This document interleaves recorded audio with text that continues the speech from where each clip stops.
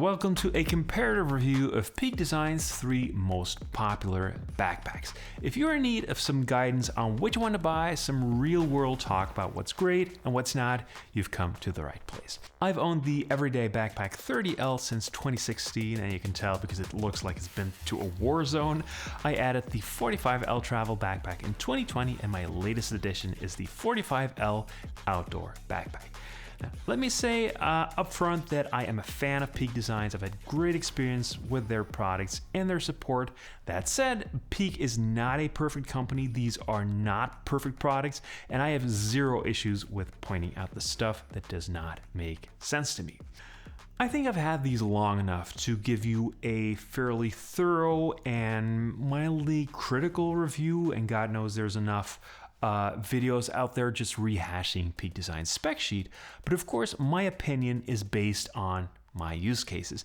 I use these on vacation as carry-on baggage occasionally, but mostly I use them for work. I'm a photographer, videographer, graphic designer, so when commuting I am always packing a laptop and usually at least one camera, but also often a lot more stuff, mainly tech stuff. I also do a fair amount of hiking, but to be honest, I haven't really been putting a lot of hiking miles on these because I frankly don't think they really excel at multi-day hikes. And yeah, that also includes the outdoor backpack, but more on that later.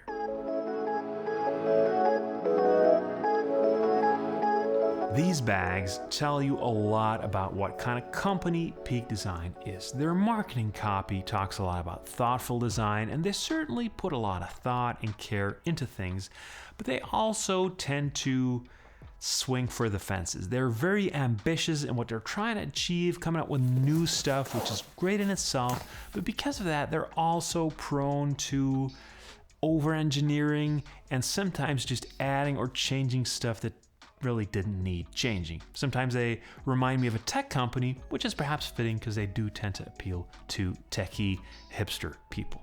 There's a couple of other things that these backpacks have in common. They don't work very well with books, I find. One or two is okay, but I don't think these would work well as school backpacks. They don't sag or tip over all the time like a lot of cheaper backpacks do. They're built to last, which is how Peak Design can offer its impressive lifetime warranty, but that does mean that they're not designed to be particularly light. For example, my most used hiking backpack is a 40-liter Durston Gear backpack, and that weighs less than half as much as the outdoor backpack does. And the travel backpack's weight is on par with a lot of lightweight carry-on roller cases, wheels and all. I know some people won't understand why on earth you would take a 4-pound backpack hiking, and I know some other people will argue that choosing weight savings over durability is just dumb and wasteful. I'm not picking sides here, you know who you are. Another thing that they all have in common is a love for straps and modularity. The straps tend to be all over the place, allowing you to increase the capacity by strapping stuff to the pack, and it also lets you use the side pockets for longer items. I love these for putting small tripods and light stands in the side pockets, though I find that I don't really use the other straps as much.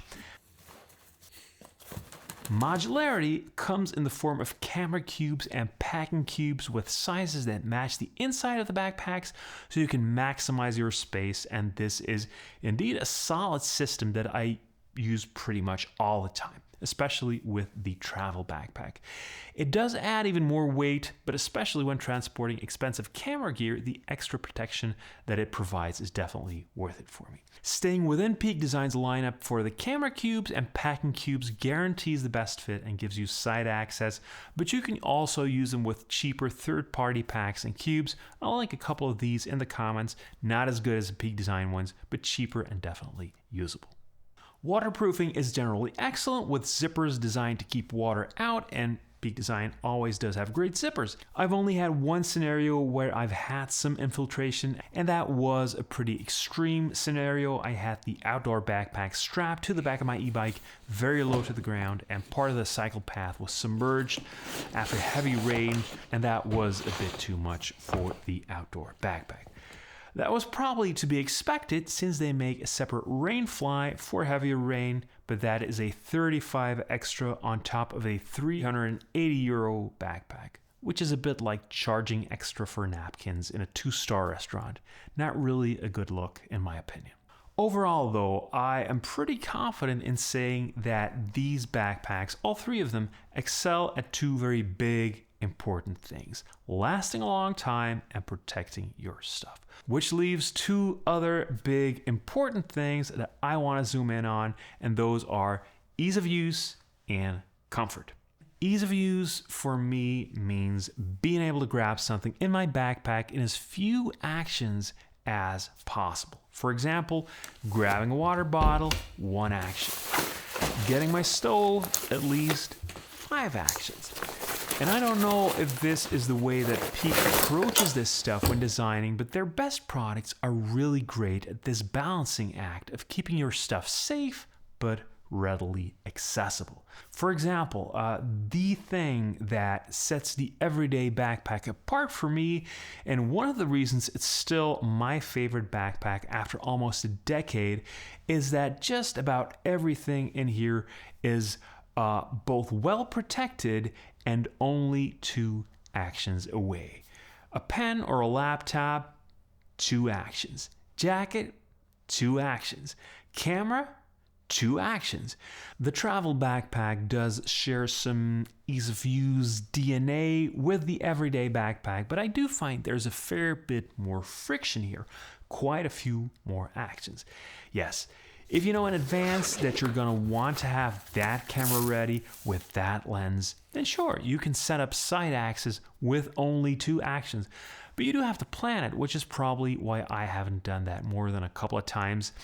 It's just not as convenient, which means that grabbing something from the travel backpack is usually going to take you at least 3 actions. The outdoor backpack has kind of a split personality in this regard. It has 4 flexible side pockets. That means just 1 action to grab something, as well as a large front pocket. That's 2 actions. So everything that's not in the main compartment is indeed real easy to get to. The main compartment, however, is not that accessible. When you use the top axis or the back panel, you're looking at least 5 actions. And yes, I do know that this might all sound like nitpicking, because what does 1 more zipper really matter? But it's the best explanation that I can come up with for why the outdoor backpack hasn't gotten as much use as I thought that it would, because I'd originally thought that it would replace my other 2 backpacks so I could get rid of the others. But it turns out there's just a little more friction, and that has me reaching for the everyday backpack more than I thought that I would. Number 2, comfort. These are not small backpacks. If you load them up with camera gear, they will be quite heavy. Now, the good news is that they are built to handle that. Very firm handles, heavy-duty construction, solid zippers. But whether you can handle it is, of course, a different question. The straps are pretty comparable on both the everyday and travel line, wide enough, but nothing all that special in itself. The outdoor backpack straps have more padding, and they're more vest style, like those running backpacks that you sometimes see that hug you a little bit more. But the main difference is in the hip belts. And of course, your hips are where you want to actually carry most of the weight. So these are really important if you intend to walk any kind of distance with a fully loaded backpack. To be honest, I sometimes have a hard time figuring out what to think about the outdoor pack, because it's kind of a weird product in some ways, but it certainly is my favorite of the bunch when it comes to actually carrying heavy stuff long distance, because of the superior hip belt, but also because it features load lifters and some much needed adaptability for the harness. And that is super important for everyone who doesn't have box standard proportions. I have a longer torso myself and slightly shorter legs, and when I started hiking, it actually took me a while to understand why I had a hard time carrying stuff on my hips. So that adaptability is a big plus for the outdoor pack, and one of the reasons why I think it does deserve its place in the lineup. Okay, let's stay with the outdoors backpack and zoom in a little on some of the things that you should know about it. The choices that Peak made with regards to access make most sense to me in a hiking context, because on the trail you typically have a fair amount of stuff, bigger stuff that you only need once a day. Your tent, your sleeping mat, your sleeping bag, and not being able to get to those in 5 seconds is not a big deal. And what you do get is a lot of smaller, quick access, flexible storage spots that are very convenient. I know some people consider 45 liters a bit on the small side for a hiking pack, but I think it's fine, especially since you can always strap your tent or another large item to the outside or the bottom if you run out of space. So functionally, I do like it for trail use, but I don't like it enough to offset the extra kilogram, the extra 2 pounds that it weighs more than a good ultralight backpack. Now, mind you, that is because I already have a hiking backpack, and I hike with people who mostly have very light backpacks with them. Extra weight makes it more difficult for me to keep up. It makes it harder to enjoy the hike. And of course, that's just me. Maybe you don't have a hiking backpack yet. Maybe that extra weight doesn't matter to you because you're in great shape, or you just feel counting grams is silly. If that's you and the outdoor backpack can double as your daily driver off trail, then I really have no good reason to dissuade you from buying it, if and only if you like dangly bits. Because we must talk about the dangly bits. Some people are apparently triggered by the straps and stuff that dangles off this backpack, especially the strap that closes the front pocket. Peak Design even made a separate video or a post, I don't remember exactly, talking about how you can keep it from dangling.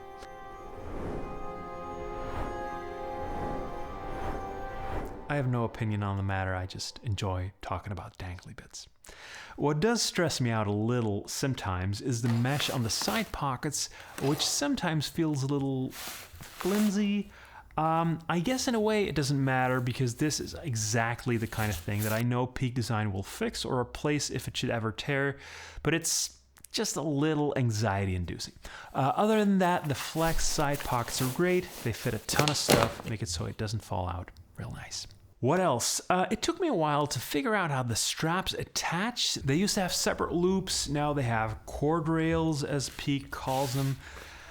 I don't quite know how to feel about them. They tend to be a bit hide and seek. And especially for the sternum straps, I feel this is kind of a step back. With the other two backpacks, I can do this one-handed without watching or thinking.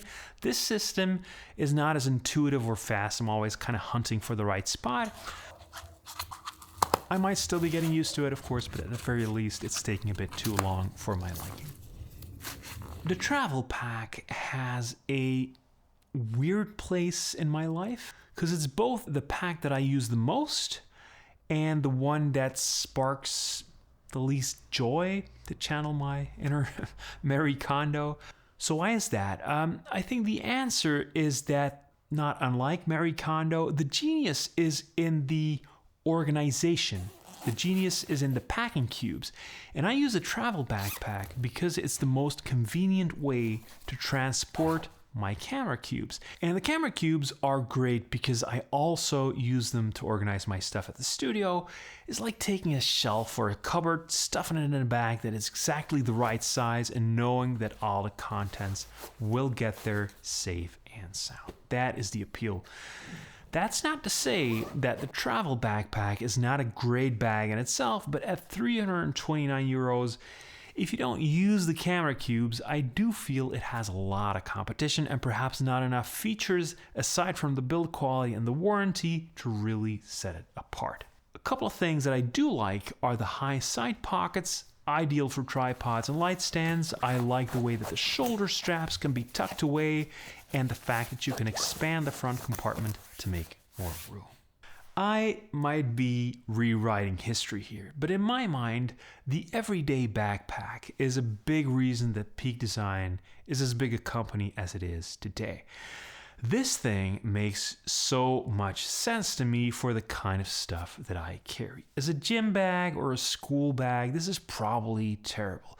But if you need to transport a lot of tech, a lot of stuff prone to banging into each other, to scratching and getting tangled, these flex dividers are a godsend.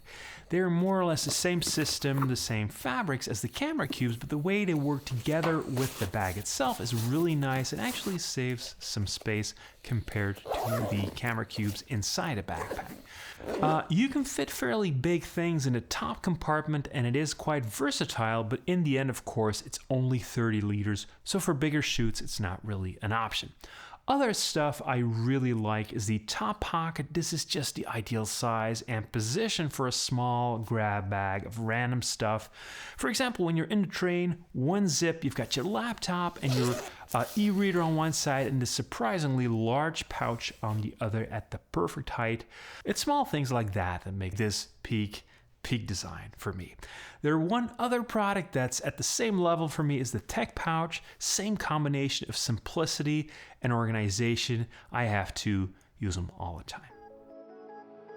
In conclusion, when choosing among Peak Design's backpacks, this is what my thought process would be. First of all, if the everyday backpack speaks to you, if it matches your everyday carry, just get that one. It's the OG, and I think it is the best thing they sell. If not, ask yourself whether the camera cubes are a good fit for the type of gear that you work with. If they are, and 500 to 600 euros or dollars is a sensible amount for you to be spending on a fully kitted out backpack, you have a choice between the travel and the outdoor backpack. If your workflow consists of getting places mostly by car or public transportation without longer walks, I find that the travel backpack is generally easier to work out of because it's just a simpler product without straps and other stuff getting in the way. If you know that you need to be able to go the distance, or if you're also into hiking and don't own a decent backpack and you don't mind it being on the heavier side, the outdoor backpack is also a solid choice that adds a bit of quirk and a healthy dose of versatility. All right, that's my 2 cents. I'm counting on you to let me know in the comments why I'm wrong. Thanks for watching and see you in the next one.